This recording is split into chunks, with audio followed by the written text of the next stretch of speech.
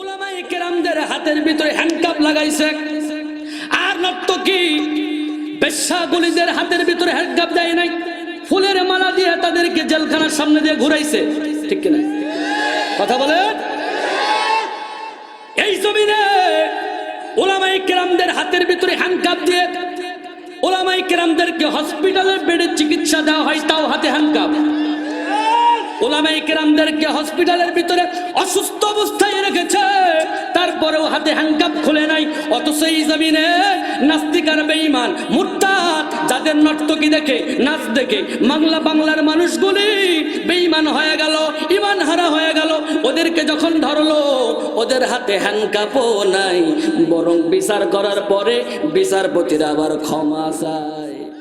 ونشهد أن لا إله إلا الله وحده لا شريك له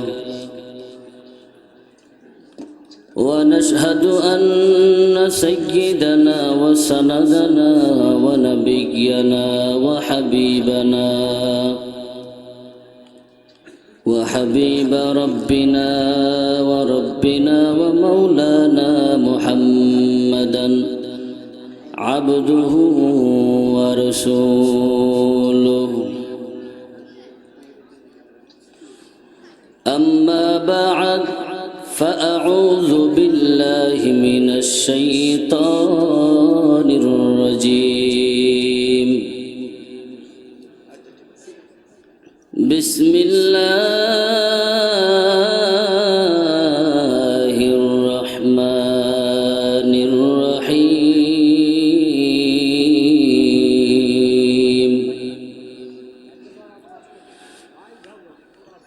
ولا تهنوا ولا تحزنوا وأنتم الأعلون إن كنتم مؤمنين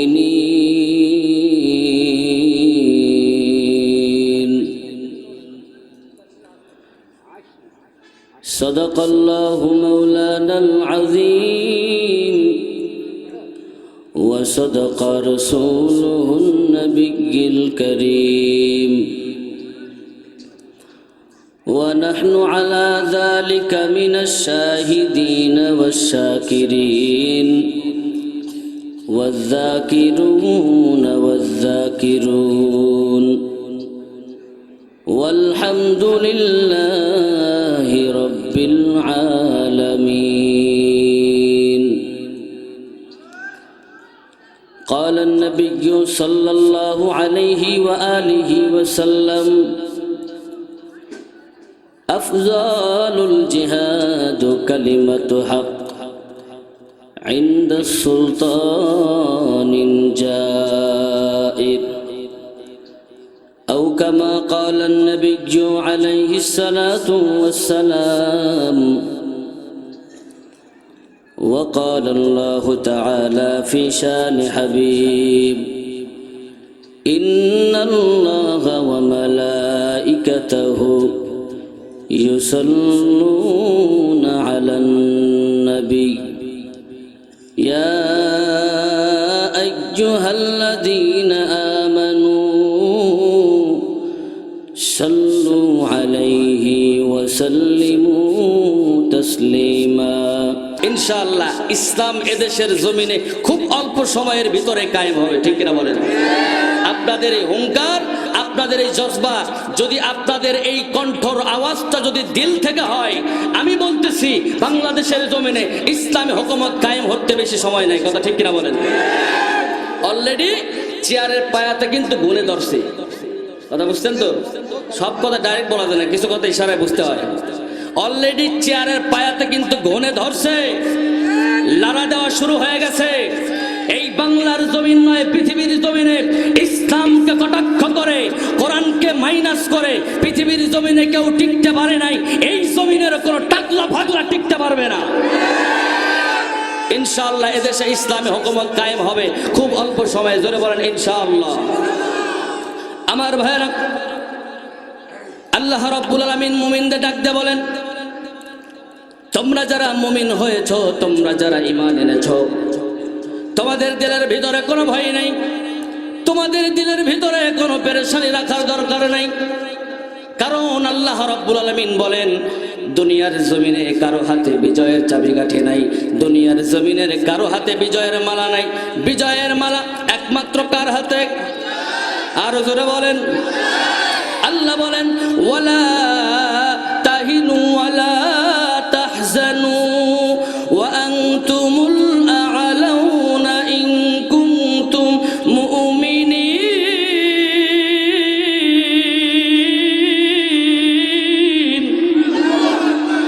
আল্লাহু আকবার। যে ভোল্টেজ এখনো 50 বছর বাকি আছে ইসলাম কায়েম হওয়ার, কথা ঠিক কিনা? আরো জোরে বলেন। আরে ভাই, জবানের আওয়াজ আপনাদেরকে বাড়াতে হবে। কেন জানেন? যেদিন থেকে এই বাংলাদেশের জমিনের মুসলমানদের কণ্ঠের আওয়াজ কমে গেছে, ওই দিন থেকেই এই জমিনের নাস্তিক শাহরিয়ার কবিরের কণ্ঠের আওয়াজ বেড়ে গেছে, ঠিক কিনা বলেন? যেদিন থেকে মুসলমানদের কণ্ঠের আওয়াজ কমে গেছে, সেদিন থেকে নাস্তিক মার্কা যারা আছে তাদের কণ্ঠের আওয়াজ বেড়ে গেছে। তারাই এদেশ থেকে ইসলামের সংবিধানকে দূর করতে চায়। আপনাদের আওয়াজ যদি বলিষ্ঠ হতো, হুঙ্কার দেওয়ার মতো হতো, নাস্তিক আর বেঈমানরা আপনাদের প্রস্রাব থেকে ভয় পালায় যেত। কথা বলেন ঠিক কিনা? এই জন্য আপনাদেরকে হুঙ্কার দিতে হবে, আপনাদেরকে কণ্ঠের আওয়াজ ছাড়তে হবে, আপনাদেরকে আল্লাহর নাম তাকবীরের সাথে তুলতে হবে। কারণ হলো মুসলমানদের কণ্ঠের আওয়াজ যত বেশি হবে, এদেশের নাস্তিক আর মুরতাদরা তত বেশি বেশি আল্লাহর জমিনে ইসলাম কায়েম বাধা দিতে দূরে থাকবে, ঠিক কিনা বলেন? এই জমিনে ইসলামী হুকুমত কায়েম হোক, আপনারা চান না সবাই? কথা বলেন, চান না সবাই? আল্লাহ রাব্বুল আলামিন সূরা আল ইমরানের 139 নম্বর আয়াত আল্লাহ রাব্বুল আলামিন বলেন তোমাদের কোনো ভয় নাই, কোনো টেনশন নাই, তোমাদের কোনো চিন্তা নাই, তোমাদের কোনো পেরেশানি নাই। আমি আল্লাহ রাব্বুল আলামিন তোমাদেরকে বিজয় দান করব। সুবহানাল্লাহ বলেন। বিজয় পাইবেন, সুবহানাল্লাহ বলবেন না? বিজয় দিবেন কে? আরো জোরে বলেন। আল্লাহ বলেন কোনো ভয় নাই, কোনো চিন্তা নাই, কোনো টেনশনের দরকার নাই। আমি আল্লাহ তোমাদেরকে বিজয় দান করব। কেন? কারণ আমি আল্লাহ রাব্বুল আলামিন তোমাদেরকে গোলাম হিসেবে বানাইলাম। আমি আল্লাহ তোমাদেরকে বিজয় দান করব রে গোলাম। তোমাদের কোনো ভয় নাই, তবে তোমাদের বিজয় যদি পেতে চাও একটা শর্ত আছে। কয়টা শর্ত? কয়টা শর্ত? আল্লাহ বলেন একটা শর্ত হলো ইন কুনতুম মুমিনিন, তোমরা যদি মুমিনের মতো মুমিন হতে পারো, তোমরা যদি আসলে খাঁটি মুমিন হতে পারো, আমি আল্লাহ তাআলা তোমাদেরকে বিজয় দান করব। বলেন সুবহানাল্লাহ। বিজয় দান করবেন কে ভাই? আল্লাহ যদি বিজয় দান করে, এই বাংলার জমিনের নাস্তিকরা আটকাইতে পারবে? কথা বলেন। এই বাংলার জমিনের সমস্ত নাস্তিক আর মুরতাদ এক যদি হয়, আল্লাহ যদি চায় এই জমিনে ইসলামী হুকুমত কায়েম হবে, বাংলার জমিনের নাস্তিক আর বেঈমানরা কোনোদিন বাধা দিতে পারবে না, পারবে না, ঠিক কি না? ওরা যতই চেষ্টা করুক না কেন, আল্লাহ যদি বিজয় দিতে চায়, এই বিজয়ের মালা থেকে মুসলমানদেরকে কেউ দূরে রাখতে পারবে না, ঠিক কিনা বলেন? আল্লাহ রাব্বুল আলামিন বলেন তোমাদেরকে ইমানটাকে আনতে হবে, মজবুত ইমান। আরে মুমিন, তোমরা যদি খাঁটি মুমিন হতে পারো, আমি আল্লাহ তাআলা তোমাদেরকে বিজয় দান করব। খাঁটি মুমিন কাকে বলে? আল্লাহ তাআলা ইমানদারকে ডাক দেয়া বলেন ও ইমানদার, তুমি যে ইমান আনবা, তুমি যে মুমিন হবা, কেমন মুমিন? আল্লাহ তাআলা কোরআনে কারিমে বলেন ইয়া আইয়ুহান নাস ইয়া আইয়ুহাল্লাযীনা আমানু আমিনু কামা আমানান নাস।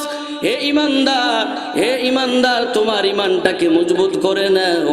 তুমি ইমান আনো, ইমান আনো, ইমান আনো, ওই সমস্ত সাহাবায়ে কেরামের মতো ইমান আনো। সুবহানাল্লাহ বলেন। কাদের মতো ইমান আনতে হবে? কাদের মতো ইমান আনতে হবে? কেমন? সেই সাহাবায়ে কেরাম কেমন ছিলেন? তাদের মতোই বা ইমান কেন আনতে বললেন? সাহাবায়ে কেরামের ইমান এত মজবুত দুনিয়া যদিও একদিকে দিয়া দিছেন, অত্যাচারের স্টিম রোলার চালায়া দিছেন, কি হবে বেঁচে থেকে? অযথা বিদ্যা শিখে যদি না গড়তে পারি শোষণবিহীন সমাজটাকে, কি হবে বেঁচে থেকে? কি হবে বেঁচে থেকে? কি হবে বেঁচে থেকে? অযথা বিদ্যা শিখে যদি না গড়তে পারি শোষণবিহীন সমাজটাকে, কি হবে বেঁচে থেকে? কি হবে ছাত্র সেজে চুমু খেয়ে সনদখানা, যদি হয় বিদ্যালয়টা প্রতি তাদের আড্ডাখানা, ঠিক কিনা বলেন? কি হবে ছাত্র সেজে চুমু খেয়ে সনদখানা, যদি হয় বিদ্যালয়টা প্রতি তাদের আড্ডাখানা। এর চেয়ে মরাই ভালো দেশের যাবাই ভালো, এর চেয়ে মরাই ভালো দেশের যাবাই ভালো। কি হবে ধোকা দিয়ে বিবেকটাকে, কি হবে বেঁচে থেকে? কি হবে বেঁচে থেকে? অযথা বিদ্যা শিখে যদি না গড়তে পারি শোষণবিহীন সমাজটাকে, কি হবে কিতাবাদির তালিম দিয়ে মাদ্রাসাতে, যদি ওই খোদার কোরআন নিষিদ্ধ হয় আদালতে। জোরে বলেন কথা ঠিক কিনা? আজকে বাংলার জমিনের কিছু টাকলা ফাগলা দেখা যায়, এরা কোরআনটাকে নিষিদ্ধ করার জন্য, সংবিধান থেকে কোরআন মুছে দেওয়ার জন্য পাইতারা করে। আল্লাহ বলতেছেন দাঁড়া দাঁড়া, খবরদার, কোরআন মুছে যাবে না, এই সংবিধান থেকে তোর মতো টাকলাকেই মুছে দেব। কথা ঠিক কিনা বলেন? আল্লাহ বলেন ওয়া মাকারু ওয়া মাকারাল্লাহ ওয়া মাকারু ওয়া মাকারাল্লাহু ওয়াল্লাহু খায়রুল মাকিরিন।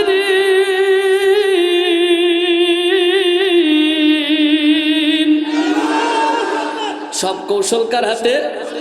আরো জোরে বলেন হায় হায় হায় হায়। টাকলা মিয়া ইসলামকে সংবিধান থেকে সরাইতে চাইল, আজকে তার খবর কই? সরাইছে কে? জোরে বলেন, কে সরাইছে? আইছিল নমরুদ, পারছেনি ভাই? কথা বলেন, পারছে? আইছিল ফেরাউন, পারছে? তো ফেরাউন পারে নাই, নমরুদ পারে নাই, তোমার মতো টাকলা পারবে? তুমি ভাবলা কিভাবে ইসলাম চিরদিন থেকে যাবে? তোমার মতো নাস্তিক আর বেঈমানকে আল্লাহর সোজা করতে একটা সেকেন্ডও সময় লাগবে না, ঠিক কিনা বলেন? এই জমিন থেকে যারা ইসলামটাকে নিয়ে সিনেমিনে খেলতে চায়, ওদেরকে নিয়েই আল্লাহ তাআলা বলতেছেন দাঁড়া আমহিলহুম রুয়াইদা, আমি শুধু তাদেরকে একটু ঢিল দিছি, বারুক না কত বাড়তে পারে, বারুক। সময় যখন হবে আল্লাহ এমন ধরা ধরবে, মুক্তি পাওয়ার কোনো রাস্তা থাকবে না, ঠিক কিনা বলেন? কথা বলেন ঠিক কিনা? তাহলে ইসলাম ক্ষমতা গেলে কয়টা কর্মসূচি হবে? কয়টা কর্মসূচি? আল্লাহ রাব্বুল আলামিন সূরা হজের 41 নম্বর আয়াত আল্লাহ রাব্বুল আলামিন বলেন, রে বান্দা, ইসলাম যখন ক্ষমতায় যাবে, আমার মুমিন বান্দাগুলি যখন ইসলাম নিয়ে যখন ক্ষমতায় যাবে, সর্বপ্রথম তারা 4টা কর্মসূচি পালন করবে। 1 নাম্বার হলো আল্লাযীনা ইম্মাক্কান্নাহুম ফিল আরদি আকামুস সালাহ। যখন বান্দাগুলি, ওই ইমানদার বান্দাগুলি যখন রাষ্ট্র ক্ষমতায় যাবে, রাষ্ট্র ক্ষমতায় যাওয়ার পরেই তারা সমাজের ভিতরে আল্লাহর বিধান নামাজটাকে কায়েম করার চেষ্টা করবে। বলেন সুবহানাল্লাহ। কি কায়েম করবে ভাই? জোরে বলেন। নামাজ পড়েন আপনারা সবাই? না, এখন সবাই পড়েন না, তবে যখন রাষ্ট্রীয়ভাবে কায়েম হবে তখন সবাই পড়বেন। সুবহানাল্লাহ বলেন, জোরে বলেন সুবহানাল্লাহ। তখন নামাজ না পড়ে দাঁড়ায় থাকার কোনো উপায় নাই। এজন্য 1 নম্বর কর্মসূচি হলো, আল্লাহ বলেন যখন ইমানদার বান্দাগুলি রাষ্ট্র ক্ষমতায় যাবে, তখন 1 নম্বর কাজ তারা করবে, সমাজে নামাজ কায়েম করবে। সুবহানাল্লাহ বলেন। আর এই নামাজ কেন প্রতিষ্ঠা করবে?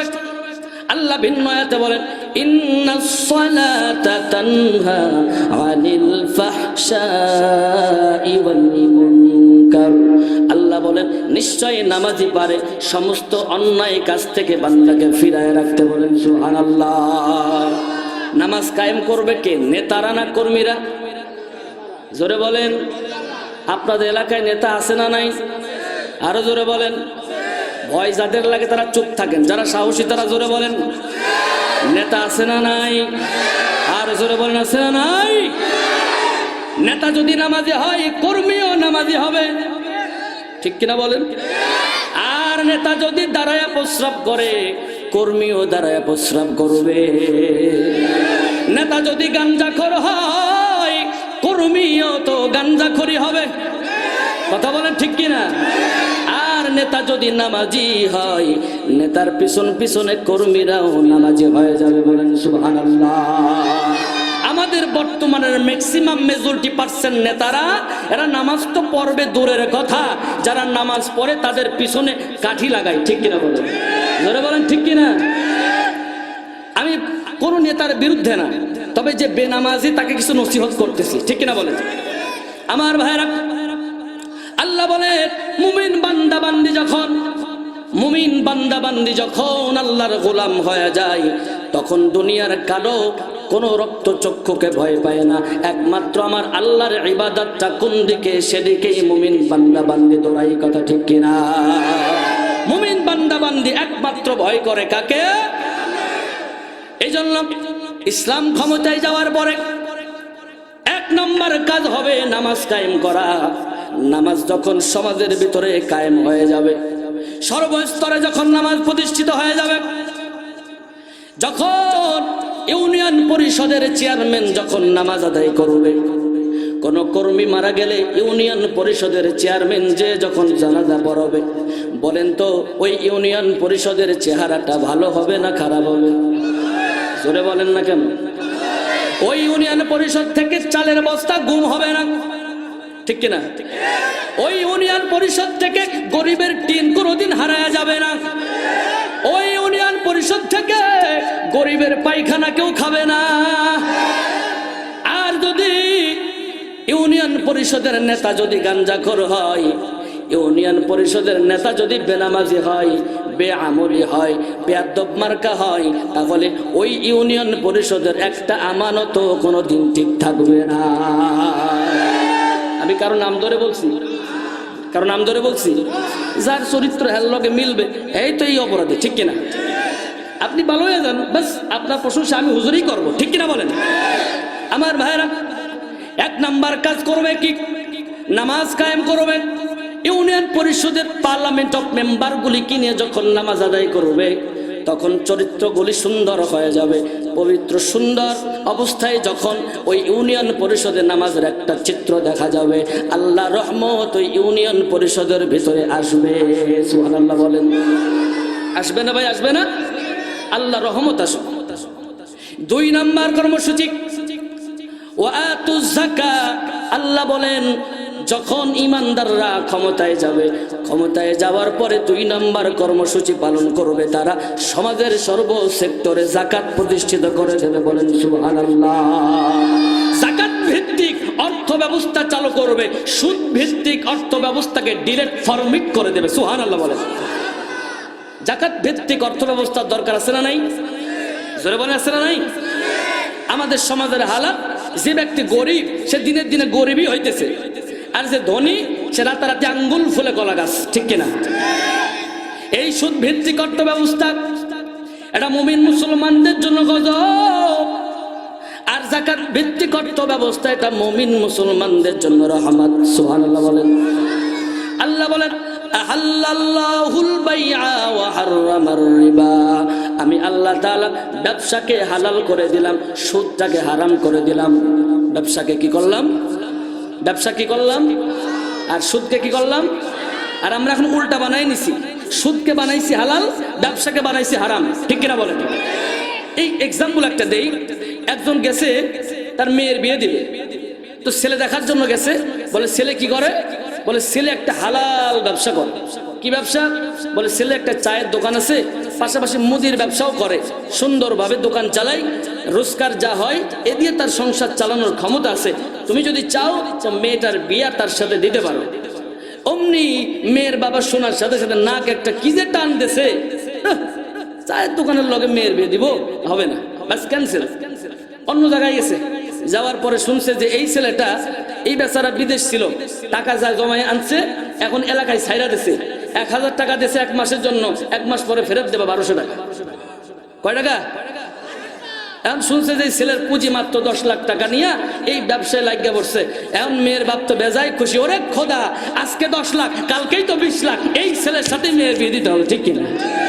হ্যাঁ ঠিক যেভাবে বলছেন, আপনার দেবেন মনে হয় না?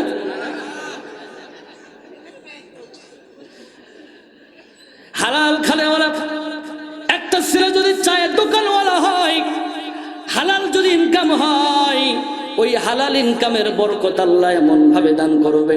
এরে গোলাম, আজকের চায়ের দোকানদার এমন সুন্দর ভাবে হালাল খানা খাওয়ার কারণে আল্লাহ তাআলা এত সুন্দর বরকত দান করবেন। ওই হালাল খানার ভিতরে যা বরকত, কোটি টাকার হারামের ভিতরে সে বরকত নাই। জোরে বলেন ঠিক কিনা? হালাল খানাওয়ালা একবেলা খায় আর একবেলা খায় না, তবে ঘুমটা তার দারুণ মজার, ঠিক কিনা? আর কোটি টাকাওয়ালা কোটি টাকা নিয়ে তার ব্যবসা ব্যালেন্স, কোটি টাকার হিসাব মিলাইতে গিয়া রাত পার, ঘুমের আরামটা তার জবানে আরাম হইছে না, ঠিক কিনা বলেন? রাতের বেলায় ঘুম হয় না, স্ত্রী খালি গোতায়, এর ঘুমাইবা কখন? বলে হিসাব এখনো মিলে না, ঠিক কিনা বলে? জোরে বলেন ঠিক কিনা? এজন্য যাকাত ভিত্তিক অর্থ ব্যবস্থা চালু করতে হবে। আর যাকাত ভিত্তিক অর্থ ব্যবস্থা যখন চালু হয়ে যাবে, যাকাত ভিত্তিক অর্থ ব্যবস্থা চালু হওয়ার কারণে সমাজের ভিতরের গরিবগুলি আল্লাহমুখী হয়ে যাবে। ধনীগুলি যখন যাকাত দিতে থাকবে, তাদের অর্থগুলি পরিষ্কার হয়ে যাবে। আল্লাহ রাব্বুল আলামিন তাদের অর্থগুলো কবুল করবেন। বলেন সুবহানাল্লাহ। কি ভাই, আপনাদের খারাপ লাগতেছে? প্রধান বক্তা আনবো নাকি, না চলবে আর কিছুক্ষণ? আমার ভাইরা, আমি যে আলোচনা করতেছি বিষয় ভিত্তিক, আর আলোচনাটা বর্তমান যুগে এরকম আলোচনা করনেওয়ালা সাহসী হুজুর কিন্তু কম পাবেন। কারণ চারিদিকে চলতেছে এমনিতে নির্বাচন, আবার আমি ধরছি রাষ্ট্রে ক্ষমতায় ইসলাম, সাহস লাগবে কি লাগবে না? কথা বলে না কেন? তা আমি এই চিন্তা করে এই আলোচনা ধরছি, বাহিরে যে কদিন থাকবো অসুবিধা নাই, ভিতরে যাব তাও অসুবিধা নাই, তবে ইসলামকে ক্ষমতা নেওয়ার জন্য প্রচেষ্টা করতেই হবে, ঠিক কিনা বলেন? কারণ আমি চিন্তা করে দেখেছি, যতদিন পর্যন্ত ইসলাম ক্ষমতায় যাবে না, ততদিন এই জমিন থেকে সুদ যাবে না, ঘুষ যাবে না, এই জমিন থেকে নর্তকীদের নাচ যাবে না, ওলামায়ে কেরামদেরকে গ্রেফতার করা বন্ধ হবে না, বন্ধ হবে না, ঠিক কিনা বলেন?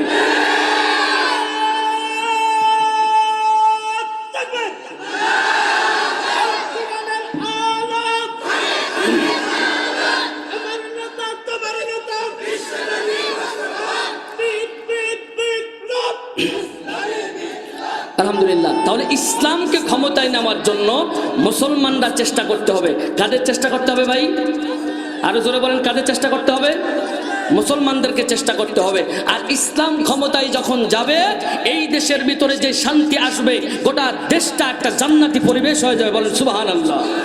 না কারো কোনো সমস্যা হবে না, যে যেই দল করুক না কেন সেই দলেই সে থাকবে, কোনো অসুবিধা নাই। ইসলাম ক্ষমতা গেলে সবার সেফটি ইসলাম দিবে। সুবহানাল্লাহ বলেন। সবার সেফটি ইসলাম দেবে। আমার ভাইরা, এজন্য ইসলাম যখন ক্ষমতায় যাবে, 2 নম্বর কর্মসূচি হলো যাকাত ভিত্তিক অর্থ ব্যবস্থা চালু করে দিবে। আর যখন যাকাত ভিত্তিক অর্থ ব্যবস্থা চালু হয়ে যাবে, সমাজের ভিতরে যাকাত ভিত্তিক হালাল অর্থ ব্যবস্থা চালু হওয়ার কারণে সমাজের ভিতরে আল্লাহ রাব্বুল আমিন এমন একটা বরকত দান করে দিবেন, ওই যাকাত দেনেওয়ালা এমন পরিমাণ বেড়ে যাবে, যাকাত নেনেওয়ালা আর খুঁজে পাওয়া যাবে না। কথা ঠিক কিনা? যাকাত 5 বছর যদি বাংলাদেশের ধনাঢ্য ব্যক্তিগুলো যদি দিতে পারে আর দেয়, বাংলাদেশে 5 বছর পরে যাকাত নেওয়ার মতো লোক পাওয়া যাবে না, ঠিক কিনা বলে? কথা বলেন ঠিক কিনা? আমার ভাইরা, 3 নম্বর কর্মসূচি আল্লাহ রাব্বুল আলামিন বলেন, 3 নম্বর কর্মসূচি হলো ওয়া আমরুনা বিল মারুফ। আমি আল্লাহ তাআলা যখন ইমানদারদেরকে ক্ষমতায় উঠায়া দেব, তখন তারা 3 নম্বর কর্মসূচি পালন করবে, সৎ কাজের আদেশ দান করবে। সৎ কাজের কি করবে? সৎ কাজের কি করবে? সৎ কাজের আদেশ দান করবে। আর এই সৎ কাজের আদেশ দেওয়াটা অনেকটা সহজ। সৎ কাজের আদেশ দেওয়ালা বর্তমান এখন আর পাওয়া যায় না, খুবই কম পাওয়া যায়। কারণ সৎ কাজের আদেশ দিলে মানুষ তাকে টিটকারি দেয়, মস্কারি করে, ঠিক কিনা? বলে ওরে খোদা, নিজে যে কি করে, নিজের নিচে এত কালি আমারে দেয়, আরে উপদেশ দিতে আসছে, এরকম করে টিটকারি আর মস্কারি দেয় কি দেয় না? কথা বলেন, দেয় কি দেয় না? আমার ভাইরা, যখন আপনি সৎ কাজের আদেশ দিবেন, সৎ কাজের আদেশ দেওয়ার সাথে সাথে আল্লাহ তাআলা আপনার জবানের ভিতরে এমন একটা বরকত দান করে দিবেন। আল্লাহ রাব্বুল আলামিন বলেন, ইয়া আইয়ুহাল্লাযীনা আমানু কুলু কাওলান সাদীদা। তোমরা তোমার সুন্দর ভাষায় মানুষকে যখন ডাকবে, মানুষকে যখন আহ্বান করবে, এই সুন্দর ভাষা হওয়ার কারণে আল্লাহ তাআলা তোমার জবানের ভিতরে এমন একটা বরকত দান করে দেবেন, মানুষগুলিকে যখন আল্লাহর দিকে ডাকবেন তখন মানুষগুলি আপনার পিছনে পাগলের মতো দৌড়াইতে থাকবে। কথা ঠিক কিনা? জোরে বলেন কথা ঠিক কিনা? তার বাস্তব উদাহরণ হলো এই মাহফিলগুলি। একটা জনসমাবেশ করা লাগলে, রাজনৈতিক জনসমাবেশ যদি করতে হয়, গ্রামে গ্রামে গাড়ি পাঠানো লাগে, টাকা দেওয়া লাগে, ভাড়া দেওয়া লাগে, তারপরেও লোক নাই। কথা ঠিক কিনা বলেন? জোরে বলেন ঠিক কিনা? কিন্তু একটা কোরআনের মাজলিসে টাকাও দেওয়া লাগে না, ভাড়াও দেওয়া লাগে না। এই জমিনে এসে কোরআনের মজলিস এসে মানুষগুলোর নিজের পকেটের টাকা আবার দেয়া যায়। ঠিক কিনা? কিসের জন্য আসে? আল্লাহ বলেন তোমাদের জবানের ভিতরে এমন একটা কুদরত আমি আল্লাহ তাআলা দান করে দেব, যেই কুদরতের কারণে আল্লাহ তাআলা বলেন সুন্দরভাবে যখন ফুটে উঠবে ইসলামের কারণে, ইসলামের নূরের কারণে বান্দা বান্দিগুলো ইসলাম ওয়ালাদের পিছনে ছুটতে থাকবে। বলেন সুবহানাল্লাহ। এজন্য সৎ কাজের আদেশ দিতে হবে। আর সৎ কাজের আদেশ হলো জমিনের অ্যান্টিবায়োটিকের মতো। যেমন একজন বান্দার শরীরে রোগ হয়েছে, অ্যান্টিবায়োটিক যদি না দেন, যখন এমন একটা পর্যায়ে চলে গেছে অ্যান্টিবায়োটিক লাগবে। আমাদের সমাজ এখন বর্তমানে এমন পর্যায়ে চলে গেছে, সৎ কাজের আদেশ দেওয়া একটা অ্যান্টিবায়োটিকের মতো। সমাজের মানুষ কত অন্যায়, কত গুনার কাজের ভিতরে জড়ায় যায়, কিন্তু আমরা সৎ কাজের আদেশ দিতে পারি না। আমাদের সন্তানগুলিকেও দিতে পারি না, আমাদের বিবিগুলিকেও দিতে পারি না, আমাদের ঘরের ভিতরে সৎ কাজের আদেশ দিতে পারি না। আমরা সুন্দরভাবে মানুষগুলোকে সৎ কাজের আদেশ দিতে পারি না, যে কারণে দিনকে দিন বাংলার জমিনে অন্যায়ের এই চিত্রটা বাড়তেছে না? জোরে বলেন কমতেছে? বাড়তেছে না কমতেছে? সৎ কাজের কোনো আদেশ নাই। ছেলেটা মোবাইল নিয়ে সারাদিন পড়ে থাকে। কি ব্যাপার, মোবাইলে কি করো? বলে মোবাইলে গেম খেলে, মোবাইলে চ্যাটিং করে, মোবাইলে ফেসবুকিং, ইউটিউবিং সব কিছু করে, কিন্তু বাবা কোনোদিন খবর নেয় না সন্তানটা এই মোবাইলের মাধ্যমে কতটা অন্যায় করতেছে।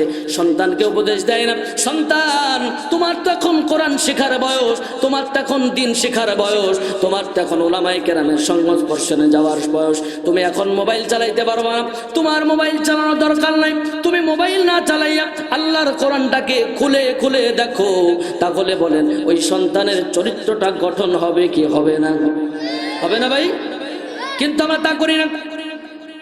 আমরা সন্তানগুলিকে উপদেশ দেই না, যে কারণে আজকে আমাদের সন্তানগুলি এমন পরিবেশ তৈরি হয়ে গেছে। সারা দেশে ঘুরে ঘুরে যা দেখতেছি, এই বাংলার জমিনের হাজারো হাজারো সন্তান আজকে বাপের গলায় ছুরি ধরতেছে। আছে না নাই? জোরে বলেন আছে না নাই? কেন? এর আল্লাহর গোলাম, আপনার সন্তানকে তৈয়ার করতে পারেন নাই, সুন্দরভাবে জীবনটা আপনি তৈয়ার করে দিতে পারেন নাই। এজন্য এক নম্বরে দোষ হলো আপনি একজন ব্যর্থ পিতা হিসেবে দোষটা প্রথমে আপনার ঘাড়ে আসবে। ঠিক কিনা? কারণ কি? আপনি আপনার সন্তানকে নসিহত করতে পারেন নাই। কি নসিহত করতেছেন আপনার সন্তানকে? আপনার সন্তানকে দুনিয়াবি লাইনে সব নসিহত করতেছেন, কিন্তু দ্বীনি লাইনে কোনো নসিহত করতেছেন না। দিনের লাইনে কোনো ফিকির নাই, আল্লাহর জমিনে আল্লাহর দিন বাস্তবায়ন করার জন্য কোনো পরামর্শ নাই। সন্তান যেই দিকে ইচ্ছা হয় সেদিকে যায়, সন্তান যেই ইচ্ছা হয় তাই করে, কিন্তু আপনার আমার চিন্তাও নাই, চেতনাও নাই। কথা ঠিক কিনা বলেন? এজন্য সৎ কাজের আদেশ দিতে হবে। 4 নম্বর কর্মসূচি। কয় নম্বর? কথা বলেন ভাই। আমি ওয়াজ বাধায় রাখা হুজুর না। অনেক হুজুর আছে দেখবেন এই বিশাল এক কাহিনী ধরে ধরে একবারে টাইম মতো জায়গা আটকায় দেয়। ঠিক না? মানে আবার ওয়াজ পাইতে হবে। আমার ওয়াজ পাওয়ার নিশা নাই, আমার ওয়াজ পাওয়ার কোনো নিশা নেই। 4 নম্বর কর্মসূচি। কয় নম্বর? কয় নম্বর? 4 নম্বর কর্মসূচি। আল্লাহ বলেন ওয়ানাহাউ আনিল মুনকার। 4 নম্বর কর্মসূচি হলো অন্যায় কাজ থেকে বাধা প্রদান করতে হবে।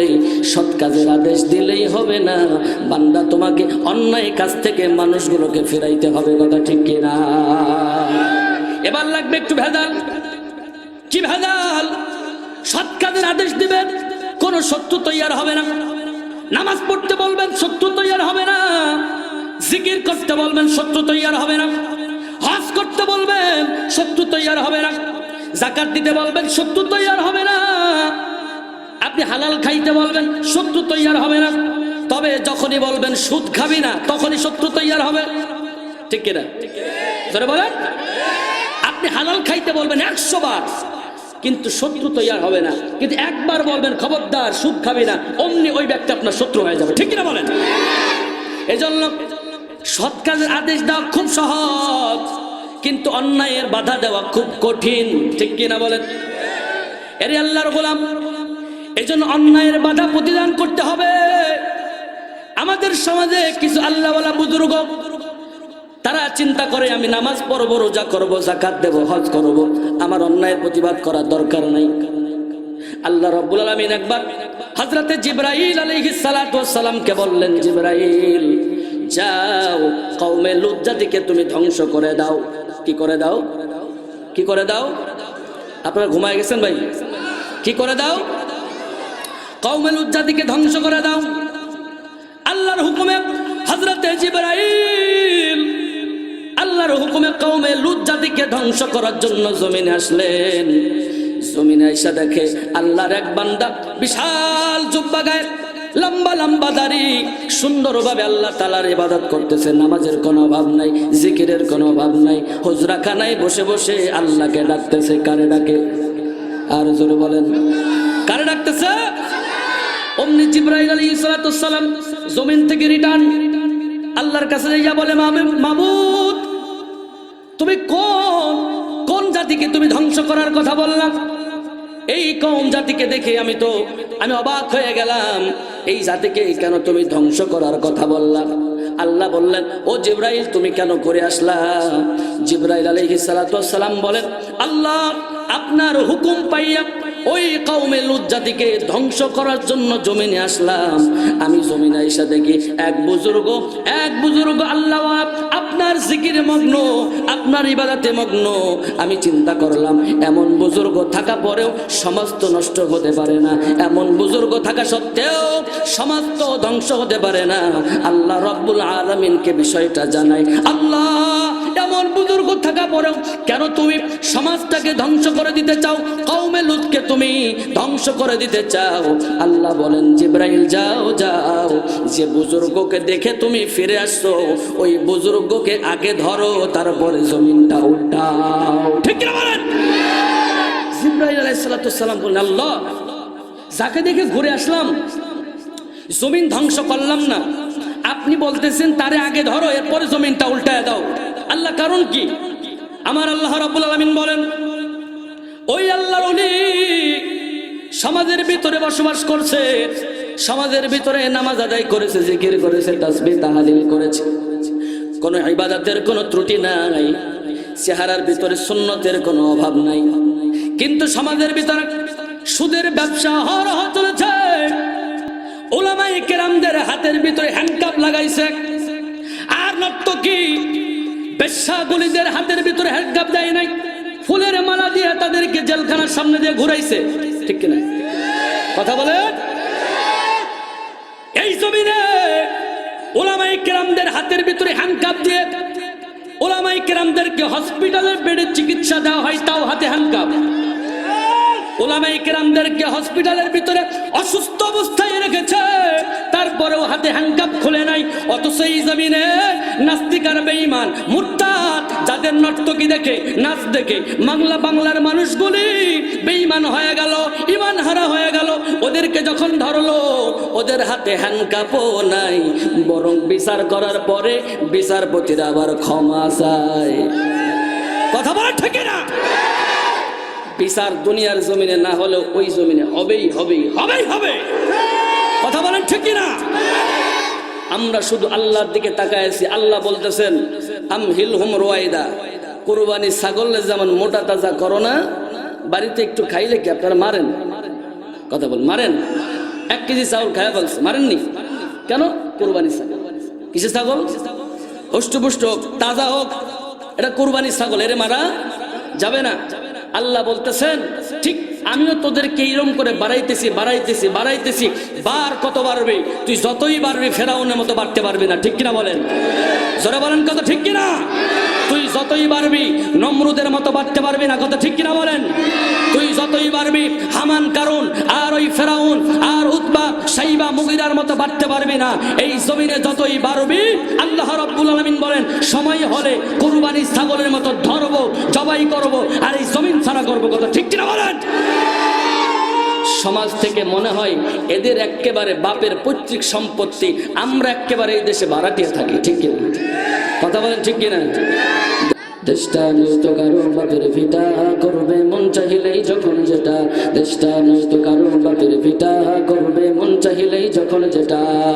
দেশটা লক্ষ মায়ের ইজ্জতের দামে কেনা, মাটিতে মিশে আছে লাখ শহীদের রক্ত কণা।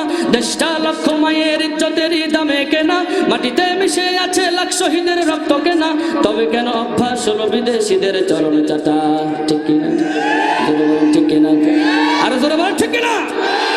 যে দেশের আকাশ ছুঁয়ে রই দাঁড়িয়ে কত মিনার, সে দেশে নাই রে কোনো নাই বিচার, ঠিক কিনা? যে দেশে আল্লাহর নামে ধনী হয়, আল্লাহু আকবারের 5 ওয়াক্ত, এদেশে এখনো পর্যন্ত ন্যায় বিচার ইনসাফ ভিত্তিক হয়? কথা বলেন হয়? যদি হইতো, যে কথাটা আমি বারবার বলতেছি, ওলামায়ে কেরামের হাতে হ্যান্ডকাপ আর বেশ্যা পরিমণি সে কোনোদিন হ্যান্ডকাপ ছাড়া গেট দিয়ে বের হতে পারতো না, ঠিক কিনা বলেন? জোরে বলেন কথা ঠিক কিনা? আরে হ্যান্ডকাপ দেয় না, বরং তার বিচার করার পরে বিচারপতির আবার ক্ষমা চাইছে। তার বিচার করার পরে ক্ষমা চাইছে, আপনি কিসের বিচার করলেন যে ক্ষমা চাইতে হবে? আর ওলামায়ে কেরাম কি করছে? হক কথা বলতেছেন, কোরআনের কথা বলতেছেন। আজকে সারা পৃথিবী জুড়ে ওলামায়ে কেরাম দ্বীনের রাহনুমাইন করতেছেন। তাদেরকে অপবাদ একের পর এক, অপরাধ একের পর এক সাজায় গোজায় আপনি লাগাই দিচ্ছেন। আল্লাহ রাব্বুল আলামিন বলবেন, দুনিয়ার মানুষ যতই ওলামায়ে কেরামের পিছে লাগুক, আল্লাহ যার সহায়, দুনিয়ার কেউ তার কিছু করতে পারবে না, ঠিক কিনা বলেন? একটা ছোট্ট গল্প মনে পড়ে গেল, বলবো? বিচারক বসে আছে, বিচারপতি। হঠাৎ করে এই বিচারপতির এই যে কামরা, অর্থাৎ বিচার বিভাগের যে কামরা, এই কামরার ভিতরে কিছু মুরগি, গেট দারোয়ানের মাথার উপর দিয়ে কিছু, পায়ের নিচ দিয়ে কিছু, সাইড সুইট দিয়ে কিছু মুরগি ঢুকে পড়ছে বিচার বিভাগের ভিতরে। কি ঢুকছে ভাই? কি ঢুকেছে? মুরগি। খুব মনোযোগ দিয়ে শুনবেন। এক্সাম্পল, মুরগি ঢুকে পড়ছে। বিচারপতি বলে, গেট দারোয়ান, বিচার বিভাগের ভিতরে মুরগি কেমনে আইবে? বলে, হুজুর আমি তো দাঁড়াইছিলাম গেট বিভাগে, কিন্তু আমি আটকাইতে পারি না, কেউ উপর দিয়ে গেছে, কেউ সাইড দিয়ে গেছে, কেউ নিচ দিয়ে গেছে। সুবহানাল্লাহ বলে। তো ঠিক আছে, আসছে যখন, মুরগিদের তো দাবি দেওয়া কিছু আছে নাকি? বিচার বিভাগের বিচারপতি বলে, কি ব্যাপার বলো, মুরগি তোমাদের কি বিচার বা তোমাদের কি চাওয়া পাওয়া বলো? মুরগিরা ডাক দেয়া বলে, বিচারপতি সাহেব আমাদের আপনার কাছে একটাই চাওয়া। বলে, কি চাওয়া? বলে, আগের দিনে শিয়াল পণ্ডিত আমাদেরকে শুধু রাতে জ্বালাইতো। কখন জ্বালাইতো? শুধু রাত্রে জ্বালাইতো। এখন আর তার কাছে রাত দিন নাই, যখন তখন সিভিল ড্রেস, ফিল্ড ড্রেস, এই পোশাক পরে না পরে যখন তখন আমাদের হামলা চালায়। কথা ঠিক কিনা? বুঝবেন কিন্তু, বুঝছেন তো? বিচারপতি সাহেব আগে শুধু রাত্রেই জ্বালাইতো, আর এখন রাত নাই দিন নাই, সিভিল ড্রেসও আমাদেরকে জ্বালাই, ঠিক কিনা? কথা বলে ঠিক কিনা? বিচারপতি বলছে, তাহলে তো বিষয়টা আসলে ঝামেলার বিষয়। তো ঠিক আছে, যাও, বিচার করতে হবে শিয়ালের বিচার। কার বিচার? শিয়াল পণ্ডিতের বিচার। আগামী শুক্রবার শিয়াল পণ্ডিতের বিচার হবে। শিয়াল পণ্ডিতের বিচার দিন ঠিক করা হলো শুক্রবার। এখন বলেন, এই কেদারগঞ্জ বাজারে যদি মাইকিং হয়, আগামীকালকে শিয়াল পণ্ডিতের বিচার হবে, আপনাদের একটা আগ্রহ জন্মাবে? দুনিয়াতে সব বিচার দেখলাম, শিয়ালের বিচার তো দেখে নাই, চল একটু দেখে আসি। কি আগ্রহ জন্মাবে না? আগ্রহ জন্মাইছে এলাকার মানুষ। কিন্তু বিচারপতি সাহেব কারফিউ জারি করে দিচ্ছেন, খবরদার, এই যে সুন্দরবন এলাকা, জংলা এলাকা, যেই জংলার ভিতরে শিয়ালগুলি বসবাস করে, এই জংলার ভিতরে কোনো মানুষ ঢুকতে পারবে না, কোনো মানুষ ঢুকতে পারবে না। কিন্তু আপনার আমার যে আকাঙ্ক্ষা, ঠিক এমন আকাঙ্ক্ষা নিয়ে এক মুরব্বী, চুল পাকা দাড়ি পাকা, বেচারার এক পা প্রায় কবরে চলেই গেছে, এই বেচারা দৌড়াইতেছে। আরেকজনে জিজ্ঞাসা করে, কই যাও এত দৌড়াইতে দৌড়াইতে? বলে, আমি জীবনে বহুত বিচার দেখছি, শিয়ালে বিচার দেখি না, আজকে দেখবো। দৌড়াই। ডাক দেয়া বলে, মুরব্বী, জীবনে বহুত বিচার দেখছো, আজকে শিয়ালের বিচার দেখবা? বলে হ্যাঁ, শিয়াল পণ্ডিতের বিচার দেখবো। দৌড়াইতে দৌড়াইতে জঙ্গলার কাছাকাছি চলে গেছে। পুলিশ বাহিনী বলে, ও চাচা কই যাও? বলে শিয়াল পণ্ডিতের বিচার দেখবো, জঙ্গলার ভিতরে যাই।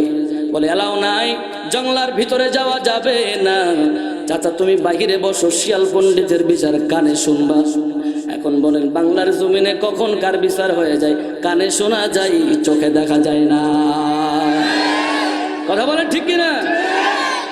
চাচা বাইরে দাঁড়াও, শিয়াল পণ্ডিতের বিচার হবে, কানে শুনতে পাইবা, চোখে দেখবা না। চাচা মন মরা হইয়া গাছের ছায়ার নিচে বসে বসে চিন্তা করতেছে, সারা জীবন তো কানে শুনলাম, আজকে একটু চোখে দেখার ইচ্ছা করলাম, তাও পাইলাম না। হঠাৎ করে দেখে চাচা বসে আছে, ওই জঙ্গলের ভিতর থেকে একটা ছোট্ট শিয়াল হাবাইতে হাবাইতে দৌড়াই। সুবহানাল্লাহ বলো। ওই শিয়ালটাকে দেখা চাচা এবার ডাক দেয়া বলে, শিয়াল দাঁড়াও, তুমি কেন দৌড়াও? বলে ও শিয়াল পণ্ডিত, তুমি কেন দৌড়াও? মুরব্বী ডাক দেয়া যখন বললে, শিয়াল রে তুমি দৌড়াও কেন? তুমি জঙ্গলার ভিতর থেকে পালাও কেন? শিয়াল ডাক দেয়া বলেন, চাচা তুমি কি খবর পাও নাই আজকে শিয়াল পণ্ডিতের বিচার হয়? বলে হ্যাঁ খবর পাইছি বলে তো দৌড়াইতেছি, দেখার জন্য দৌড়াই আসছি, কিন্তু দেখতে পাই না। ও চাচা তুমি কি শুনছো শিয়াল পণ্ডিতের কি বিচার হবে? বলে না, কানে শুনি নাই, তবে বিচারপতির কাছ থেকে শুনেছি ওই শিয়াল পণ্ডিতের বিচার হবে এমন, জংলা ঘেরাও করে দাও। জংলা ঘেরাও করে দিয়ে জংলার ভিতরের যেই শিয়ালটার কানটা পাবা 5 আঙ্গুলের বড়। কয় আঙ্গুলের বড়? আরো জোরে বলেন। 5 আঙ্গুলের বড় যেই শিয়ালটার কান পাইবা, ওই শিয়ালটার কানটা ধরে কেটে দিবা। কি করবা? 5 আঙ্গুলের বড়। কয় আঙ্গুলের বড়? ছোট্ট শিয়াল চাচাকে ডাক দে, বলে চাচা রে, বিচারপতি সাহেব বিচার করে দিছেন, জঙ্গলার ভিতরে যার কানটা দেখবা 5 আঙ্গুলের বড়, ওই কানটা কাইটা দিবা। চাচা ডাক দেয়া বলে, পিচ্ছি শিয়াল রে, তোর কানটা কোনো 5 আঙ্গুল হয় নাই, তুই কেন পালাও? তোর তো তাহলে কোনো ভয় নাই, ঠিক কিনা? ওর কানটা কোনো 5 আঙ্গুল হয় নাই, তুমি কেন পালাও? তোমার তো এখন টেনশন নাই, ভয় নাই, তুমি জঙ্গলার ভিতর থেকে কেন পালাও? পিচ্ছি শিয়াল ডাক দেয়া বলে, ও চাচা জীবনে কত বিচার দেখছো, আজকে শিয়াল পণ্ডিতের বিচার। বিচার যেমন যুগ যেমন ডিজিটাল, বিচারও তেমন ডিজিটাল। ও চাচা জঙ্গলার ভিতরে প্রত্যেকটা শিয়ালের কান কাটে, তবে কান কাটার আগে মাপ দেয় না, আগে কান কাটে তারপরে কান মাপ দেয়।